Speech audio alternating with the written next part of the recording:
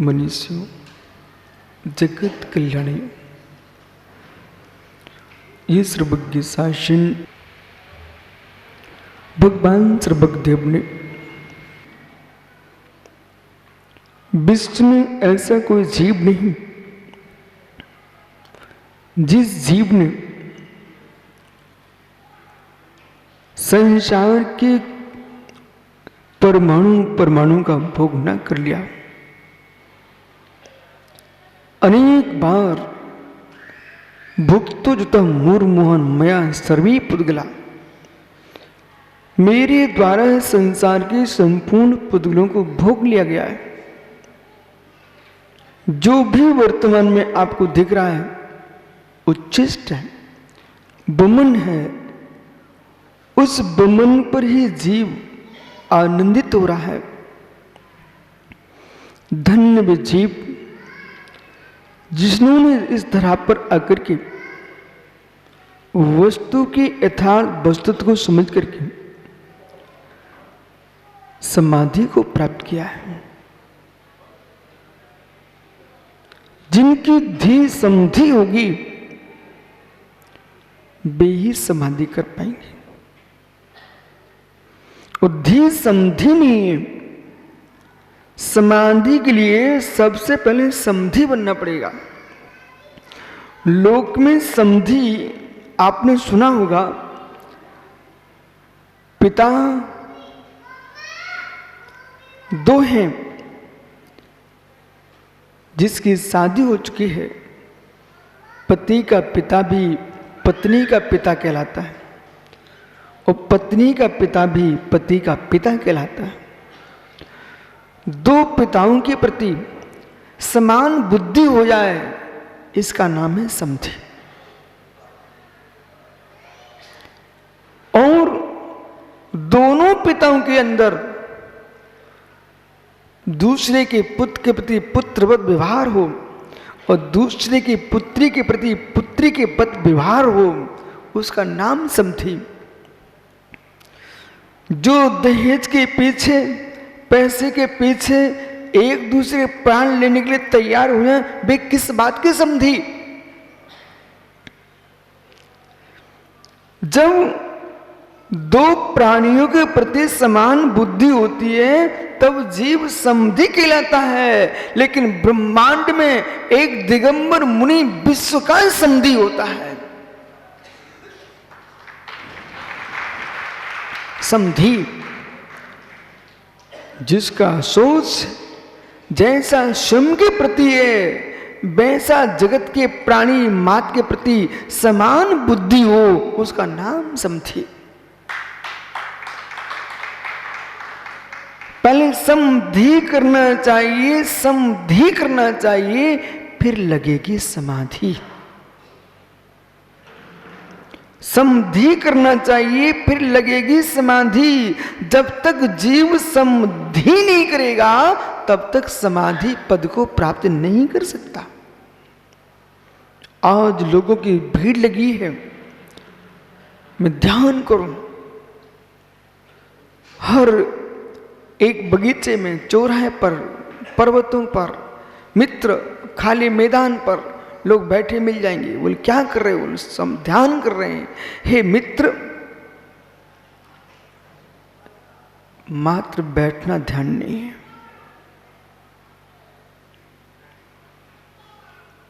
मात्र बैठना ध्यान नहीं है,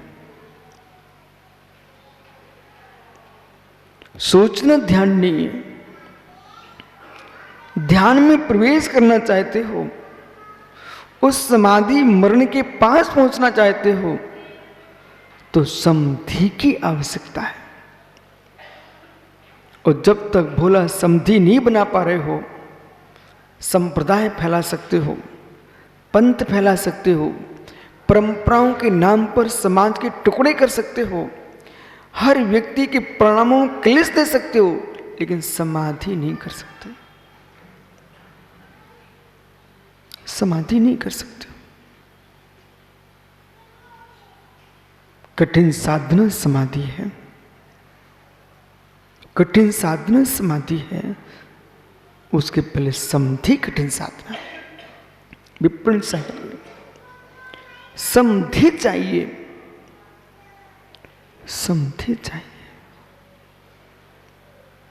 या तो किसी से कोई प्रयोजन न हो तब समधि बन पाएगी पांड्या जी, किसी से कोई प्रयोजन न हो तो समधि बन पाएगी, या फिर हर जीव के प्रति एकत्व बुद्धि हो तब समधि बन पाएगी। जिस दिन नाली का कीड़ा वो स्वयं का बेटा, दोनों में एकत्व जीवत बुद्धि दिखे, समझ लेना अब मैं समधि की ओर हूं, समधि की ओर। मुनिराजों को रोटी की चिंता नहीं है, रहने की चिंता नहीं है, पहनने की चिंता नहीं है। तो प्रश्न करो, ये दिन भर करते क्या है? कम से कम पांड्या को कमाना तो पड़ता है। ट्रस्टी है तीर्थ का, तो तीर्थ के बारे में भी सोचना पड़ता है। मित्र, बहुत कुछ सोचना पड़ता है, रिश्तेदारों के बारे में सोचना पड़ता है। लेकिन मुनिराज तो सबसे दूर हो चुके हैं, इनका दिन कैसे निकलता? कुछ लोग ऐसा भी सोचते हैं, बोले मेरे पास तो दुकान है, मकान है, हम कहीं भी घूमने चले जाते हैं, ये मुनिराज का दिन कैसे निकलता है?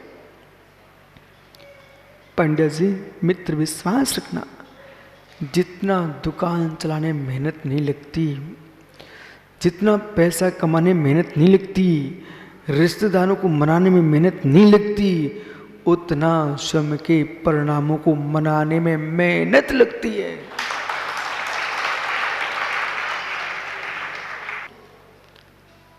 एक से घर भी मिल जाए, मकान अच्छे बने मिल जाए, लेकिन अंदर देखना पड़ता है कि श्रीपति है कि नहीं, कि ये घर लोंद से बना है कि स्वयं की संपत्ति से बना है। मालूम चला घर तो बहुत सुंदर बना है, लेकिन घर का स्वामी कंगाल है।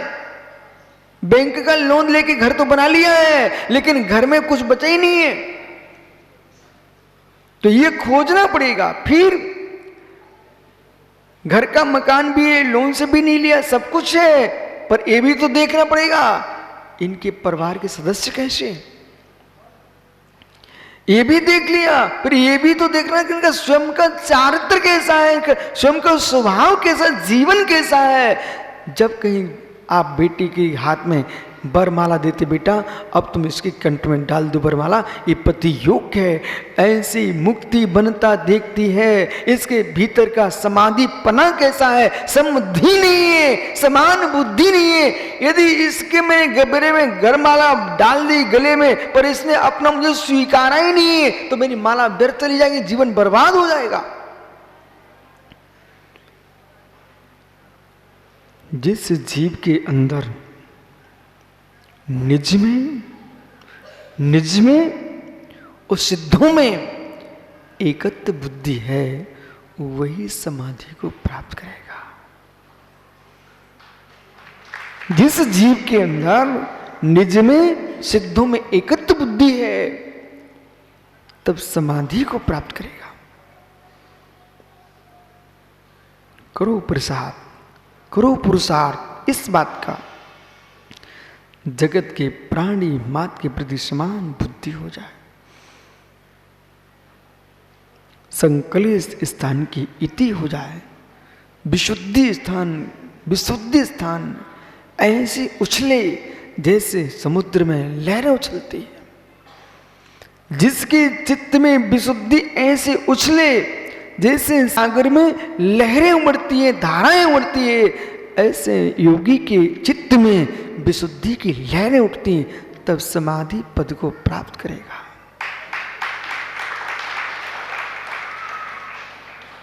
पंडित जी, ऐसे साधक को भी मैंने देखा, अपने जीवन में पहली बार प्रभावित हुआ। किसी आचार्य मुनि से भिंडी की नशिया में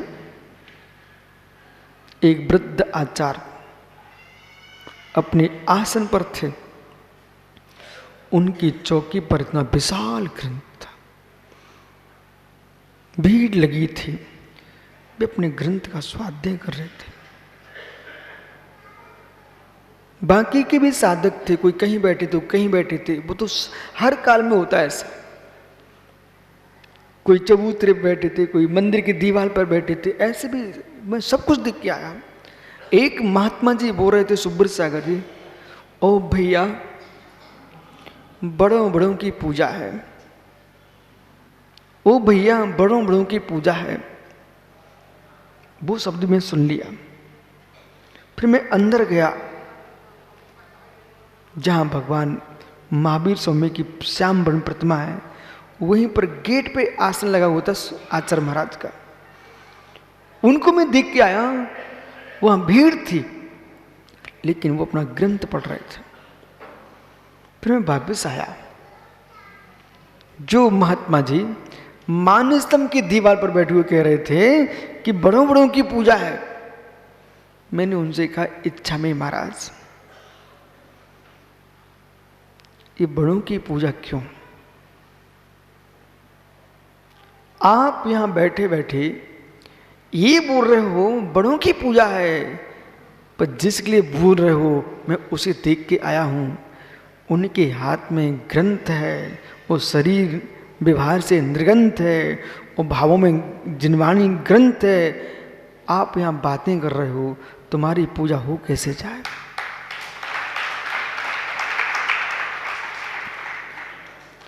अरे बात व्यवस्थित कायदे की बोलो ना, कि आप ये तो कह रहे कि बड़ों बड़ों की पूजा है, मुझे छोटों को कौन पूछता है? अरे मित्र, कभी कोई व्यक्ति जन्म से बड़ा नहीं होता है, छोटा ही बड़ा हो जाता है। तीर्थंकर भगवान की आत्मा भी किसी न किसी पर्याय में सामान्य जीव थी, वही जीव पुरुषार्थ किए आज इतने बड़े हो गए कि विश्व के त्रिलोकपति हो गए, त्रिलोक पूज्य हो गए।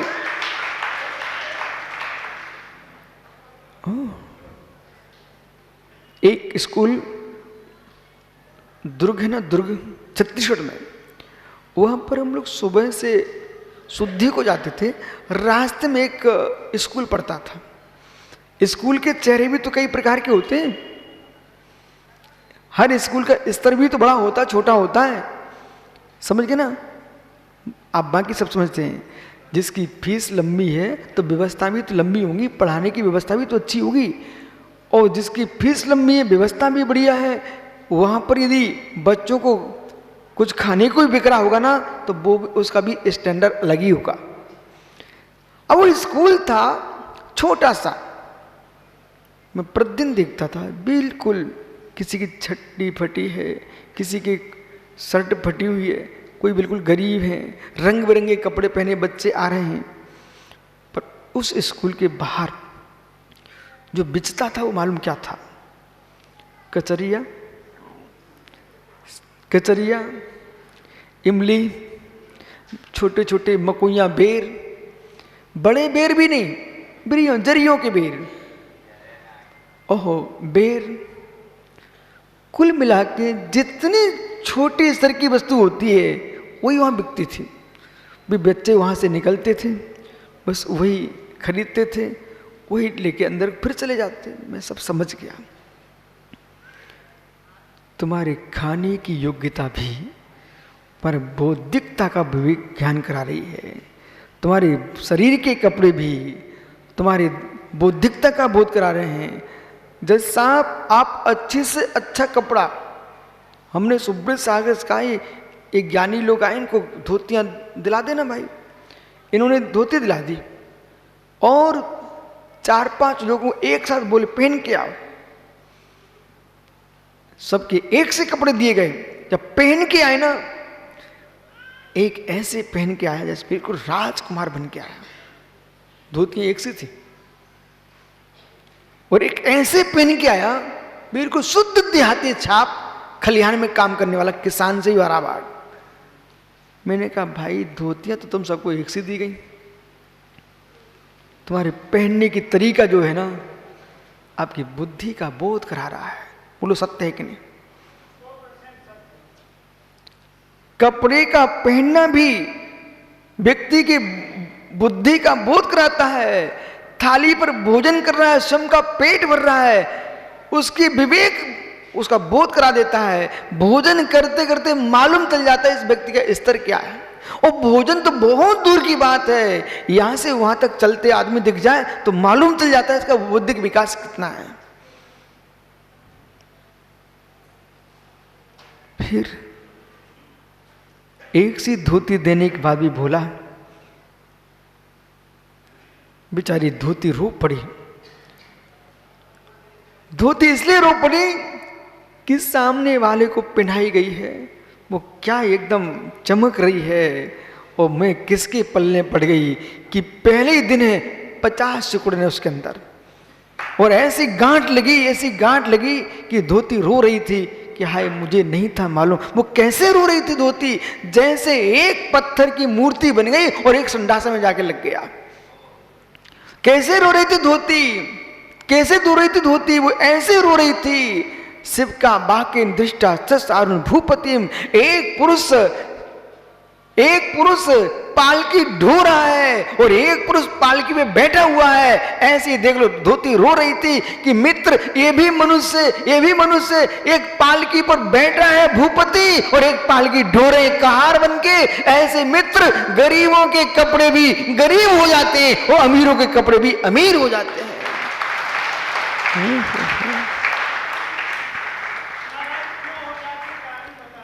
पंडित कारण ऐसा है कि ये मेरी व्यवस्था नहीं है, इस त्रिकालिक व्यवस्था है। वो कैसे त्रिकालिक व्यवस्था है, जिनसे स्वामी ने महापुराण में लिखा कि तीर्थंकर भगवान के जो केस होते केस, उनको भी सौदर मंत्र पेटका में रख करके उनके जो वस्त्र आभूषण होते हैं मित्र उनको भी रख करके पहले मंजूसा में रख करके वस्त्र आभूषण पूजा करता है।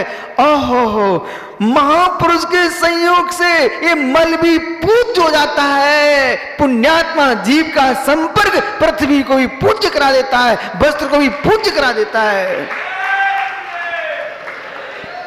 ओहो, और पुण्य छीड़ों के संपर्क में जो आएगा उसका भी क्षय हो जाएगा। मित्र भी बनाओ निर्मल गोंदिया तो चमकते चेहरे देखो। बोले क्यों? इसलिए देखो इनके साथ रहोगे तो तुम्हारे ऊपर चमक आ जाएगी। और ये सब तुम रोते चेहरे के पास पहुंच जाओगे, तुमको भी बेटा वहां बैठ के रोना ही पड़ेगा, क्योंकि आपको वो बनाना पड़ेगा ना। आजकल क्या चलता है भाई समझ सागर, वो कपड़े एक से कपड़े, ऊपर का कपड़ा नीचे कपड़ा, मैचिंग। ओह